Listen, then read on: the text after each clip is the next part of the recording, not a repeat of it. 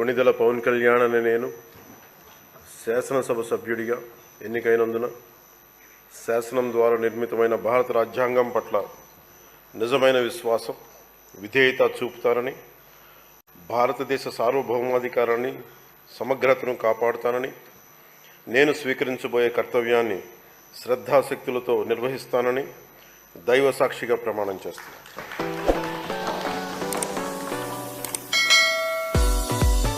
కొణిదెల పవన్ కళ్యాణ్ అని నేను ఆంధ్రప్రదేశ్ శాసనసభ